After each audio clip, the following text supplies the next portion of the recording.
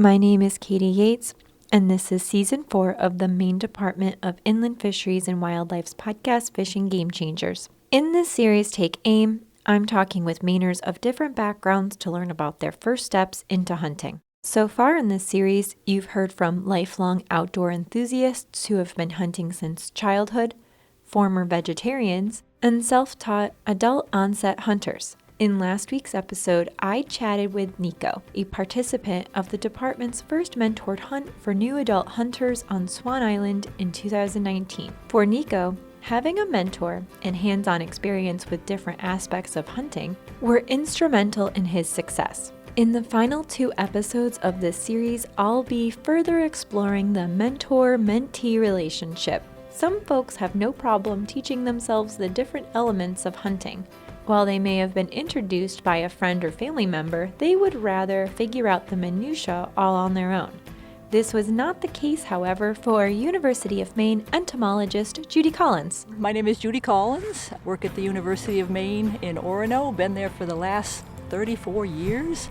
I'm an entomologist, which means I study blueberry insects for a living. Essentially, I'm the brawn. I do field work. We do a lot of insecticide efficacy trials, so we're always looking for some control, a new thing that will control insects, something more environmentally friendly is always kind of a big push. We also do a lot of grower education, so insect identification, trying to educate them on when they might not need to do a control, because we really want to kind of minimize the use of insecticides as much as possible. So you're looking at primarily insects that are affecting blueberries? Yep, affecting wild blueberries, yes. Oh, okay. Very much a focused kind of job. So specifically wild blueberries. Specifically wild blueberries, yes. So that means you probably get out into the field a lot? Yeah, but it's weird because even though I have a job that's like outdoors all summer long, not really outdoorsy, like I don't know much about the woods, and my woodscraft is terrible. It's getting better, but it's different tromping around a blueberry field for your job or going into the woods to hunt or hike or whatever, so I'm still learning about that. We didn't grow up hunting. Fishing was like the fishing kids do, like we would go camping, but camping was like renting a cabin by Moosehead Lake and swimming on the beach, or the most thing that we had the most fun probably to look forward to was driving into Greenville for a soft serve ice cream or getting in the family sedan and cruising the roads looking for moose to like see. Just like wildlife watching. Yeah, which I think is still a thing for sure, but that's kind of what we found exciting. We didn't really sit out by the campfire, and we didn't do woodsy campy things. It wasn't exactly glamping because but it wasn't like hardcore camping either. But it was good. We enjoyed it, and the folks certainly did their best to make it something that we would enjoy, but they weren't really outdoorsy people either. If you listen to Season 1 of this podcast, you know the department's biological staff pursued their career fields because of a fervent love of the outdoors and desire to be immersed in nature. I'm surprised that while Judy certainly appreciates the outdoors, she didn't identify as outdoorsy. My question is, how does someone like Judy go from not really outdoorsy to being a hunter? So it sounds like not necessarily hardcore outdoorsy, but you did do an introduction to the outdoors, certainly. We enjoyed swimming and a little bit of fishing like a kid would with a bobber and a worm and throwing it in. And at some point, as I got older, I liked trying new things, and I actually saw the BOW program, the Becoming an Outdoor Woman program. I think it was advertised in the Bangor Daily News. I thought, that sounds kind of cool. I didn't know anybody, but I thought, what the heck, let's give it a go. So I signed up for that. Becoming an Outdoors Woman, commonly referred to as BOW, is a nationwide program teaching outdoor skills to women. In Maine, BOW is sponsored by the Maine Department of Inland Fisheries and Wildlife and hosted at the University of Maine 4-H Camp and Learning Center at Bryan Pond. Through a series of workshops, participants of BOW can learn ice fishing, snowmobiling, wild game cooking, foraging, mapping compass, shooting sports, hunting techniques, and so much more. Check it out by visiting mafishwildlife.com. Anyway, Judy attended a BOW workshop. And I actually met 4 women from my area, kind of hung with them, but just had a wonderful time. Again, didn't do anything really hunting or fishing related, but I think I took primitive skills, and they had like a mini Olympics thing where we got to try snowshoeing across the mud and casting a little bit. And I think my team actually came in first or second, so we had a really good time. I liked it, and I had done the first bow program and discovered that I really liked the atmosphere in doing it, so I became what might be known as a bow groupie.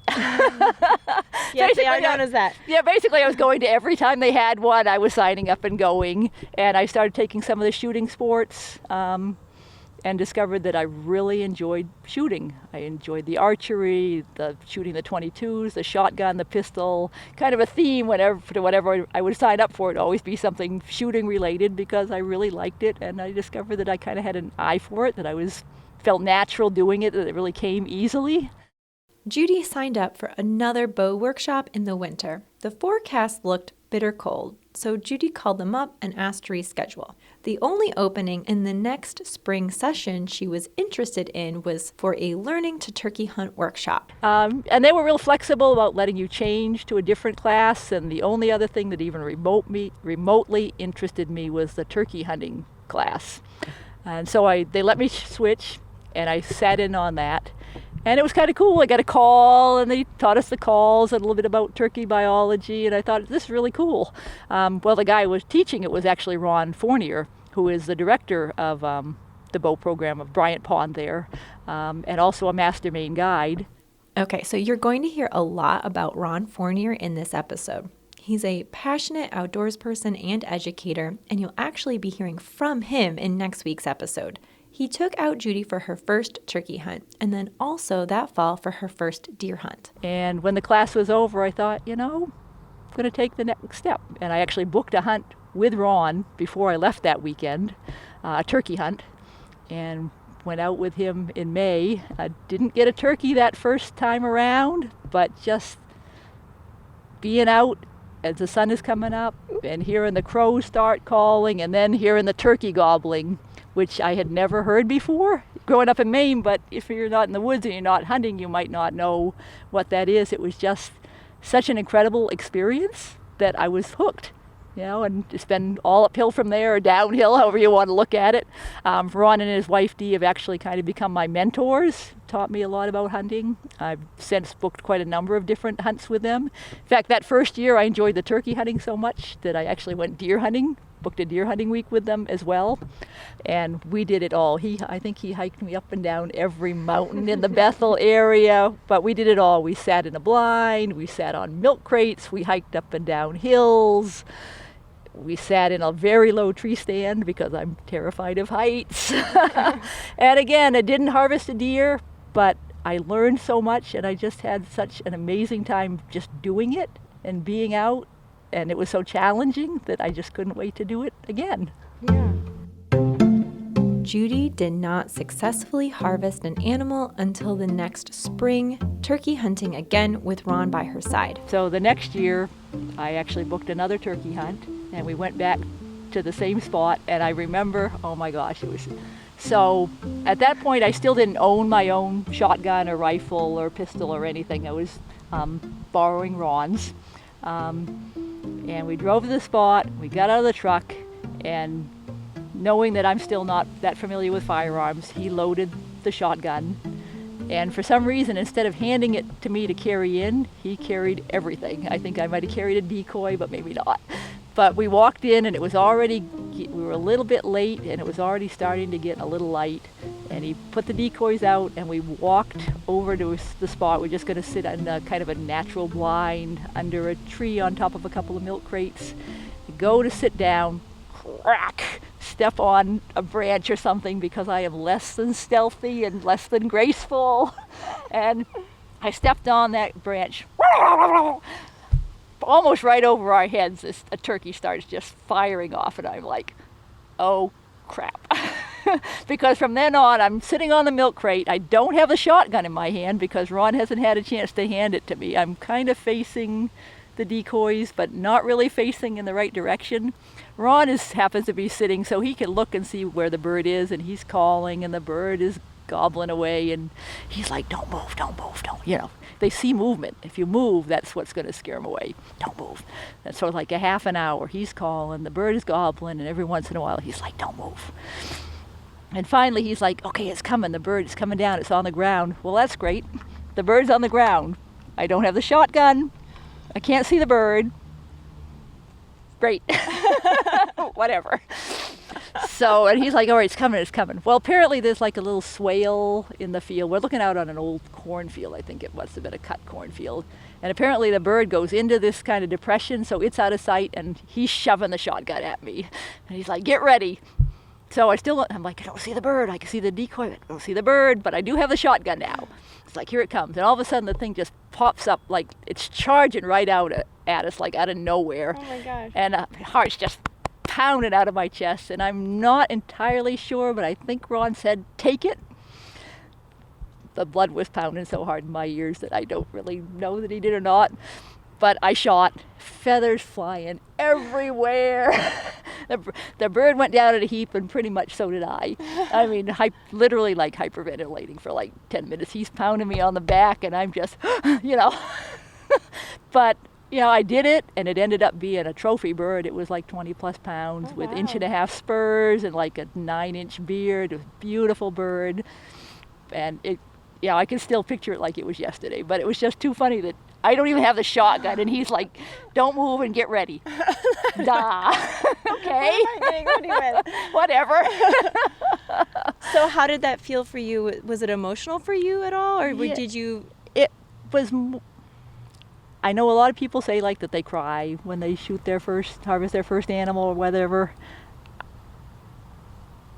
I didn't, but I remember being so excited and joyful, if that's the word, and elated and grateful, just kind of all of those emotions. Until you do that, you don't really know if you're going to be able to do it until you do it. And not everybody can. It's not for everybody, and wouldn't even begin to say that it is. And I think as you get older, in a lot of ways it might be harder because your values and kind of, maybe that's not the word, but the way you think is so firmly ingrained. And if you haven't grown up doing it, that I think it becomes harder to shoot. But for me, it really wasn't. Maybe because, well, Ron is such a calming influence, and he clearly knows what he's doing. I mean, he's a fantastic guide. Could not recommend him enough. And again, I felt safe, I felt comfortable, and when it was done, I felt fantastic. What do you think maybe were some barriers that you experienced while going through that process? I think, well, again, I was fortunate that I met Ron and Dee Fournier to kind of take me under their wing, but I think the biggest barrier is just access, is not knowing anybody necessarily that hunts that you could go with. And I think, as we had mentioned before, there's a big emphasis, especially now, on getting younger women and kids, youth, interested in hunting. But there's not really any emphasis, per se, on getting an older person into it, and especially women.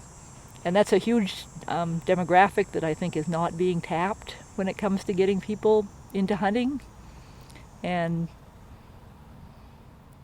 I think for me that was the biggest barrier, is just not really knowing anyone, not having the equipment, not really knowing how to shoot. Ron and Dee living like 3 hours away, so it's not like I can just walk out the back door and say, let's go shooting, teach me something about shooting. So that, I think, is probably one of the biggest problems, is just knowing somebody that can help you. How do you think your life has changed, or you have changed, now that you have these skills, or you've gone through some of these experiences? You know, it's interesting you ask that, because things have changed. My circle of friends has changed. It's become more guides. I've met up with 2 or 3 different sets of husband and wife guide teams that have all been phenomenal. And through a number of hunting Facebook pages I'm on, I've connected with some different women that I've just have been incredibly helpful with advice and support. But my older friends have all kind of drifted away because we just don't have as much in common anymore. But you're finding that you're getting some new friends. But I'm getting now. more new, different friends, yeah. And I know that you've gone out, I think, with some of the women, the Maine Women Hunters group. They have meetups. They did I actually went on my first striper fishing trip this this summer. Christy Holmes set it up, and I did that, and that was incredible. And I went on my first bass fishing trip. I actually did that with Ron Fournier, and that was amazing. I want to get more into fishing as well, but again, without a boat and access, it becomes a bit of an issue, and frankly, I'd rather spend my money on hunting. Yeah. In a couple weeks, I'm going on my first Canadian goose hunt. I'm going with Aaron Hodgkins, Bear Proof Outdoors out of Jefferson. Again, just a phenomenal guide if you're looking for a turkey guide or a duck guide. I haven't been duck hunting with him yet, but that's kind of his thing, so I'm sure that will also be phenomenal. I'm doing that later in the fall for the first time. Registered Maine Guides are a perfect avenue for a new person who wants to learn to hunt. Judy offers some advice for newbies out there looking to hire a guide or getting into hunting in general. One thing about the guides is they all treat you like, a good guide treats you like family, and you feel like family, and that's how I feel. Yeah. So do you recommend that anybody who might be interested in this seek out the guides? Oh, definitely. If you've never gone before, I mean, I'm in my 6th year now, and I'm only just starting to go out on my own at all. I've always hired a guide because if you don't know what you're doing, it's so easy to just get discouraged, and you learn so much. I mean, if you get the right guide, they're not just going to guide you, they're going to teach you at the same time, which is one of the things that's so phenomenal about Aaron Hodgkins. Is not only is he a fantastic guide, but he wants to give you the knowledge. I mean, he's a teacher. He wants to teach you, why are we doing this, or where is a turkey going, or this is where they're dusting themselves looks like, and this is what a scrape for a deer looks like, or whatever. And so get a knowledgeable guide that's not just going to stick you in the truck or stick you in a stand. You want somebody that you're comfortable with, and somebody that's going to take the time to, I don't know, make you feel special, for lack of a better description, and a good guide will. You know, you can book a hunt, but don't be afraid to call a guy on the phone or text or ask to meet up with them, and make sure it's somebody that you're going to be comfortable with. Because again, different personalities, you may or may not. Just because I like someone doesn't mean that that's going to be the person necessarily for you. You might be looking for something else. But there's no shortage of highly qualified guides, and especially as a beginner, I wouldn't go without one. You really need to go with a guide. What is some other advice for someone out there who might have always kind of been curious, but they feel like, oh, maybe that doesn't fit my personality, or that doesn't fit my routine, or I don't have time? What is some advice that you can give them? Hiring a guide is some great advice, but... Well, certainly something like the BOW program is a great way to get introduced to a variety of different things, just in little blocks, so not necessarily all hunting and fishing, but if you're interested in snowmobiling, or ATV, or canoeing, or kayaking, or hiking, the sessions that they offer, just a couple of hours to just kind of get a taste for it, is certainly something that I would recommend doing. I'm sure a lot of the fish and game clubs would welcome someone to come, and it's certainly good. You can find people that hunt at all of those clubs, and if you found the right club, then they're willing to talk to you and teach you, for sure.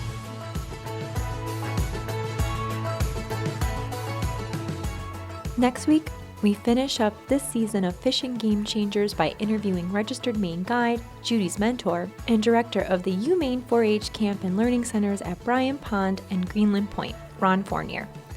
If you want to learn more about this series, visit mefishwildlife.com/changers.